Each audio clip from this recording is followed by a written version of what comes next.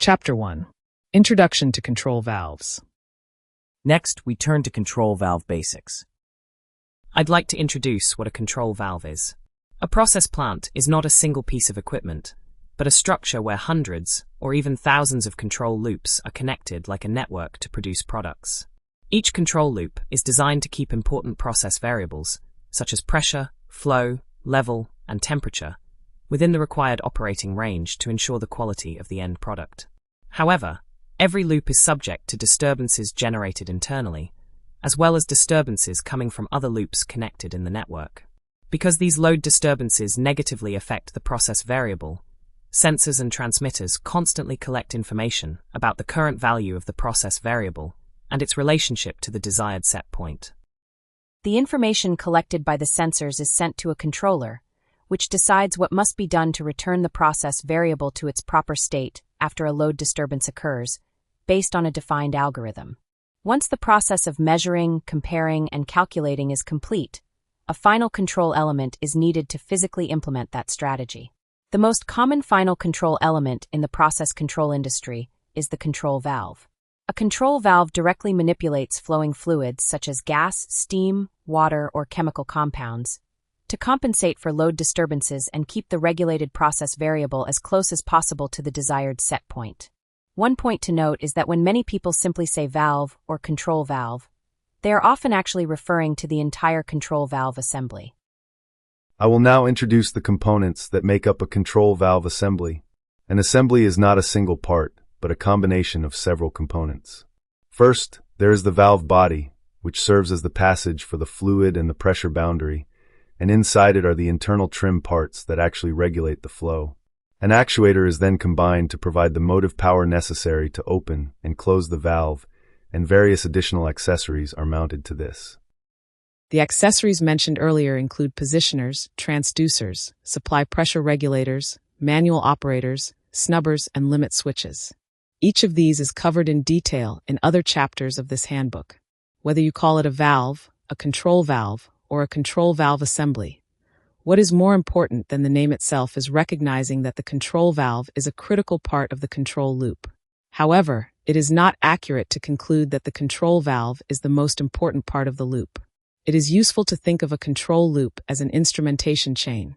Like any other chain, the overall performance is determined by the weakest link. Therefore, it is important to ensure that the control valve does not become that weakest link. Next, we turn to process control terms.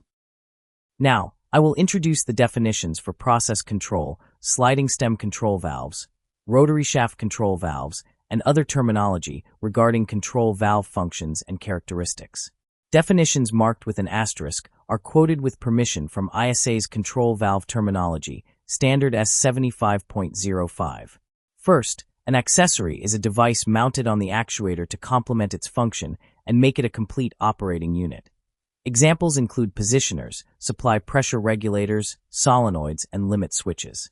An actuator is a device powered by pneumatic, hydraulic, or electrical means that provides the force and motion to open or close a valve.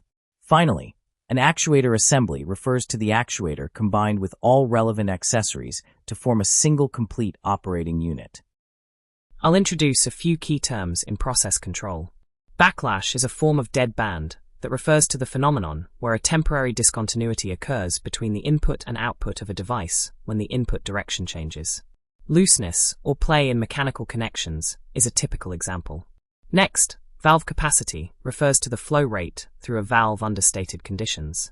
A closed loop refers to a state where process control components are interconnected so that information regarding the process variable is continuously fed back to the controller set point, allowing for continuous and automatic correction of the process variable.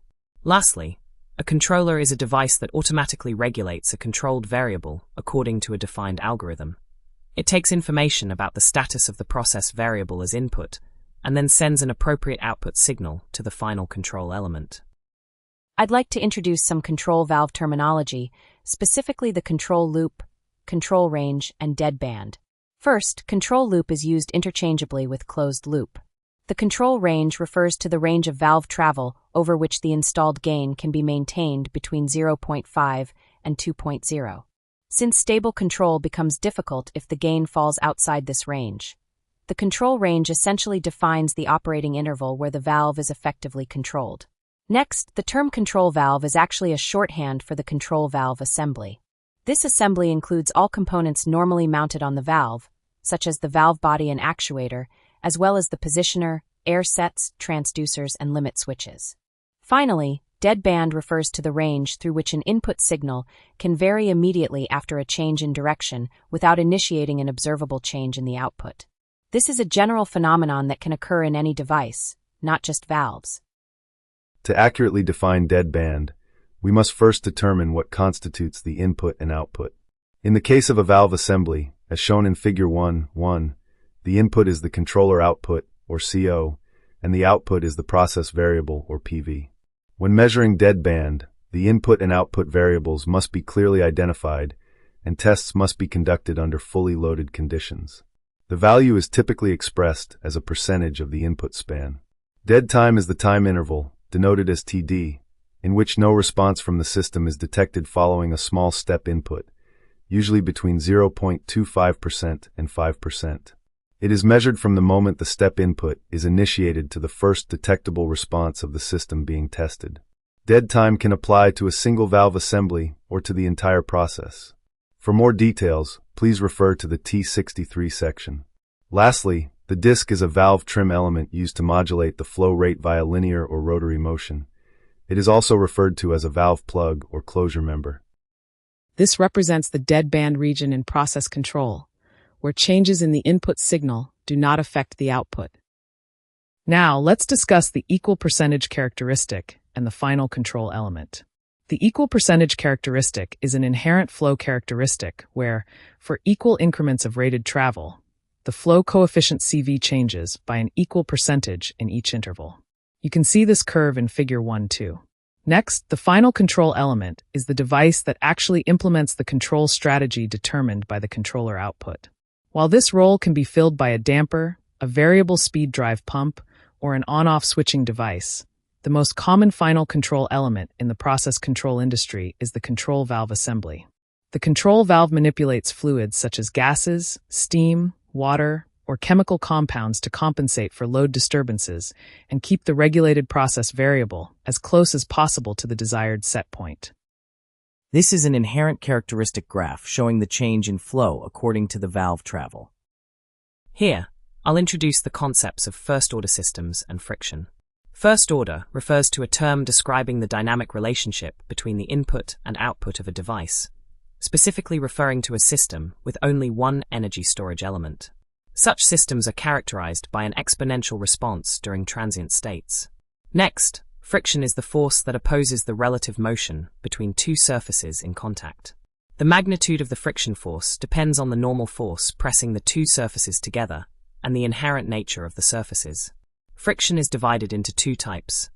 Static friction is the force that must be overcome before relative motion begins, and dynamic friction is the force that must be overcome to maintain that motion once it has started. Continuing with friction, I'll introduce some field terminology and the definition of gain. Dynamic friction is often called running friction or sliding friction, while static friction is sometimes described as stick-slip or stiction. This static friction is one of the primary causes of dead band in a valve assembly. Next, gain is a very broad term. In its most general sense, it is the ratio of the magnitude of the output change of a system or device to the magnitude of the input change that caused it.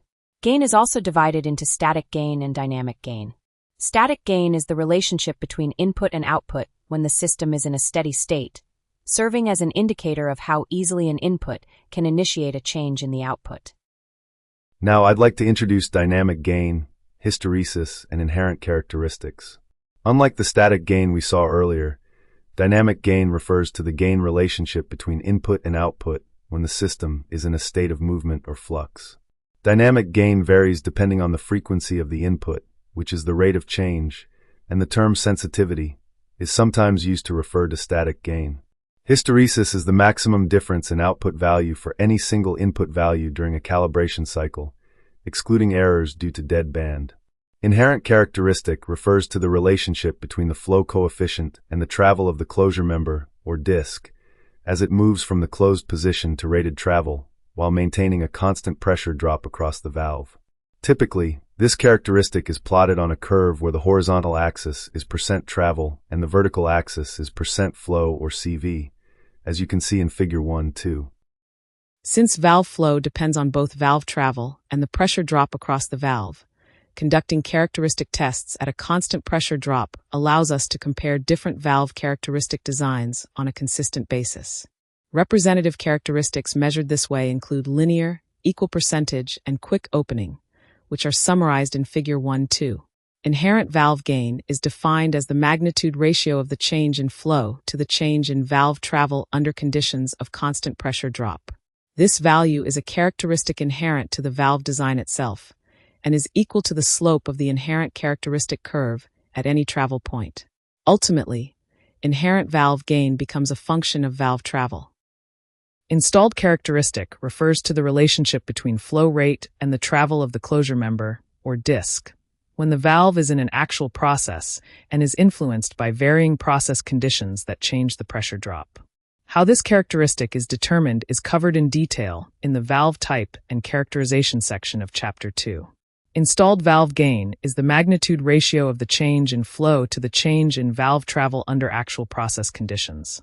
The biggest difference from inherent gain is that the pressure drop is not held constant, but is allowed to change naturally according to the requirements of the overall system. Therefore, installed valve gain only occurs when the valve is installed in a specific system. It is equal to the slope of the installed characteristic curve and is also a function of valve travel. The method for determining installed gain is also explained in the valve type and characterization section of Chapter 2. I/P is an abbreviation for current to pressure, and it is primarily used for input transducer modules. Linearity refers to how closely a curve relating two variables approximates a straight line. An important point here is that linearity implies that the same straight line applies to both upscale and downscale directions. Thus, the dead band defined earlier can generally be seen as an example of nonlinearity. Linear characteristic refers to an inherent flow characteristic that can be represented by a straight line, and its definition continues in the next section. Linear characteristic is a characteristic that appears as a straight line on a rectangular plot with the flow coefficient, CV, on the vertical axis and rated travel on the horizontal axis. As a result, every equal increment of travel provides an equal increment of CV, as shown in Figure 1-2. Loop gain is the combined gain of all components in the loop when viewed in series around the loop, and it is also called open loop gain. However, when referring to this, it must be clearly specified whether it is the static loop gain or the dynamic loop gain at a specific frequency. Open loop refers to a condition where the interconnection of process control components is interrupted so that information from the process variable is no longer fed back to the set point, meaning corrections to the process variable are no longer provided. This state is typically achieved by placing the controller in the manual operating position, and manual control corresponds to an open loop. Packing is a part of the valve assembly used to seal against leakage around the valve disc or stem. A positioner is a position controller or servo mechanism that is mechanically connected to a moving part of a final control element or its actuator. The positioner automatically adjusts its output to the actuator to maintain a desired position in proportion to the input signal. The process refers to all the combined elements in the control loop, except the controller. This typically includes the control valve assembly, the pressure vessel or heat exchanger being controlled, as well as sensors, pumps, and transmitters. Process gain is the ratio of the change in the controlled process variable to the corresponding change in the output of the controller. Process variability is a precise statistical measure of how tightly the process is being controlled about the set point. Process variability is typically defined in percent as 2s/m, where m is the set point or mean value of the measured process variable, and s is the standard deviation of the process variable. Quick opening characteristic is an inherent flow characteristic in which a maximum flow coefficient is achieved with minimal closure member travel, as shown in Figure 1-2.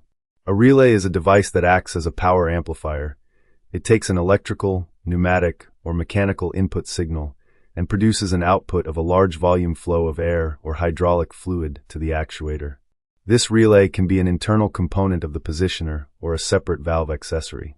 Resolution is the minimum possible change in input required to produce a detectable change in the output when no reversal of the input takes place, and it is typically expressed as a % of the input span.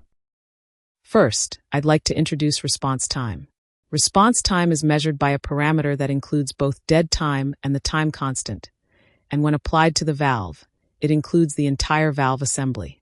Related indicators include T63, dead time, and the time constant.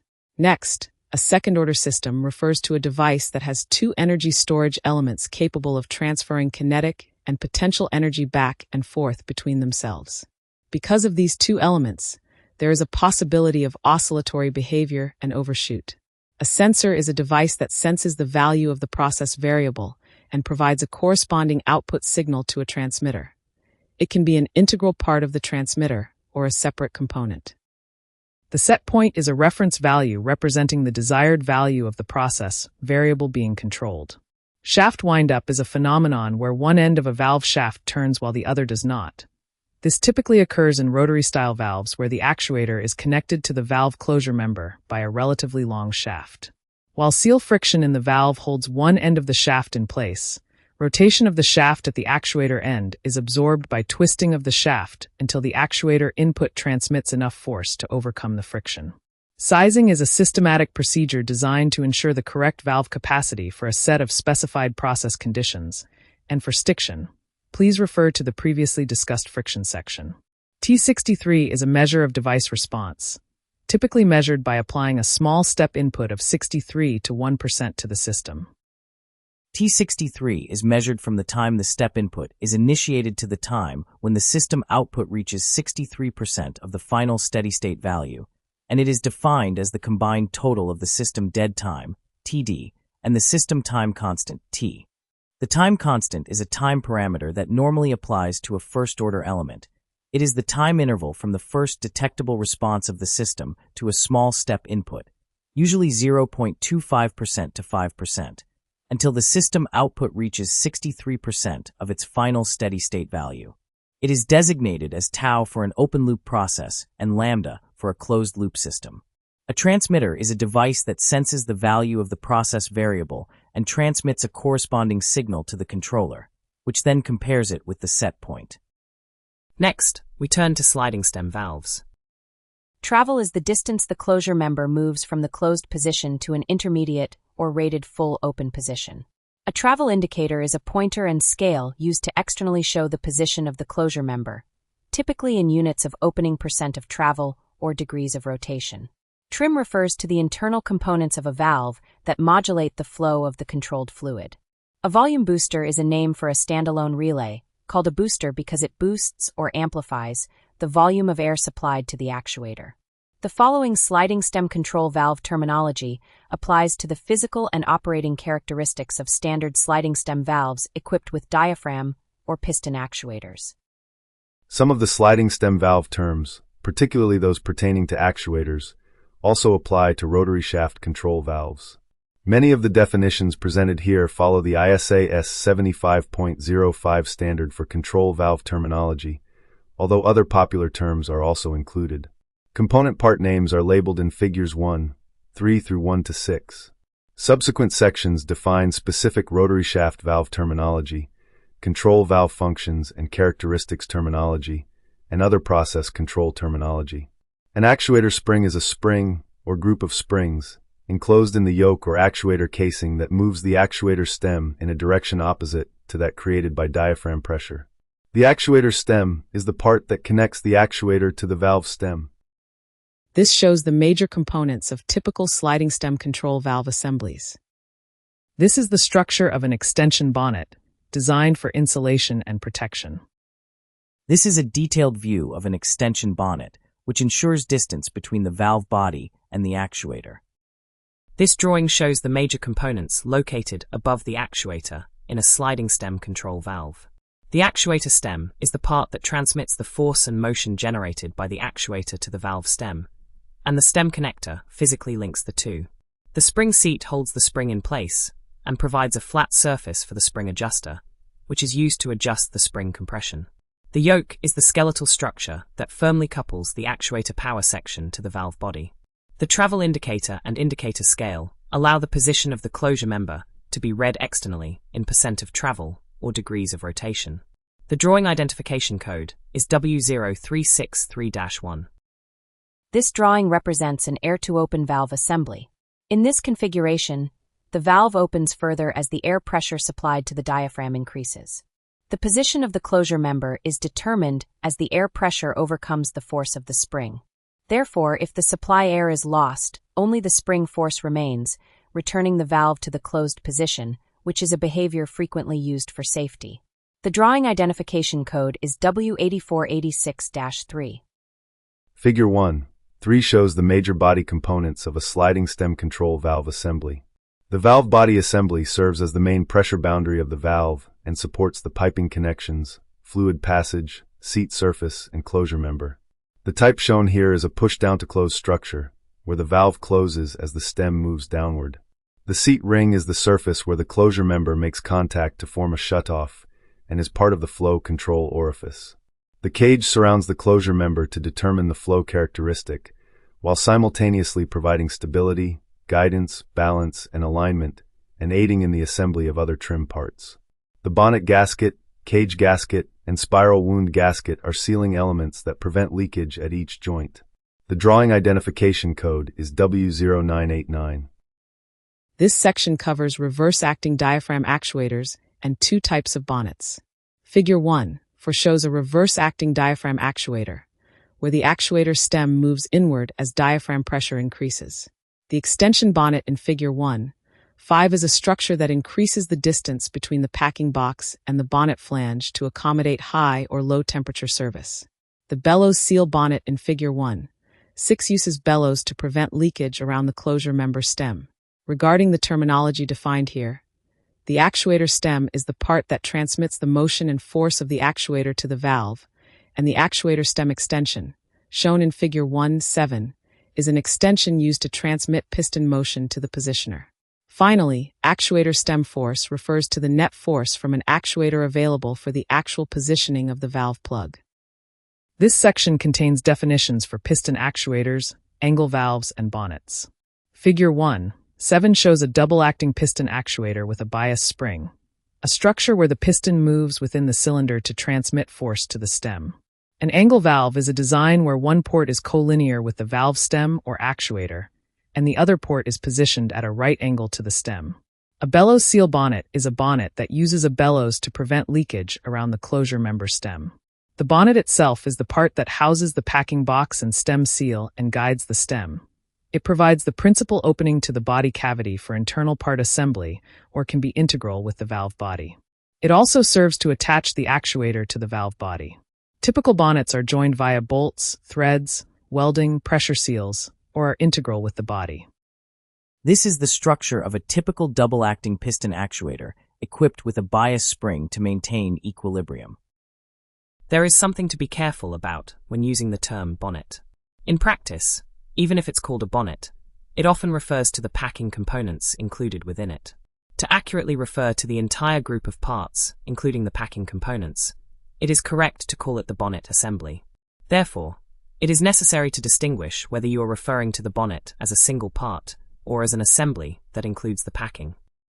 I would like to introduce the terms for the bonnet assembly and lower components. The bonnet assembly is commonly called the bonnet, but more accurately, it is an assembly that includes the part through which the valve stem moves and the means for sealing against leakage along the stem. It usually also handles mounting the actuator and loading the packing assembly. The bottom flange is a part that closes the valve body opening opposite the bonnet opening, and it can include a guide bushing or be used to reverse the valve action. A bushing is a device that supports or guides moving parts, such as the valve stem. The cage is a valve trim part that surrounds the closure member and provides flow characteristics or a seating surface. It also provides stability, guiding, balance, and alignment, and facilitates the assembly of other valve trim parts. In particular, the key point is that the shape of the openings in the cage walls determines the flow characteristic of the control valve. Now, I would like to introduce terms related to the closure member, cylinder, and diaphragm. The cage we discussed earlier comes in various styles, and the types are shown in Figure 1.8. The closure member is a movable part positioned in the flow path to modify the flow rate through the valve. The closure member guide is the portion that aligns the movement of this member in either a cage, seat ring, bonnet, bottom flange, or any two of these. The cylinder is the chamber in a piston actuator in which the piston moves, which can be seen in Figure 1.7. The cylinder closure seal is the sealing element at the connection between the piston actuator cylinder and the yoke. The diaphragm is a flexible, pressure-responsive element that transmits the force it receives to the diaphragm plate and actuator stem. A diaphragm actuator is a fluid-powered device in which the fluid acts directly upon this flexible diaphragm.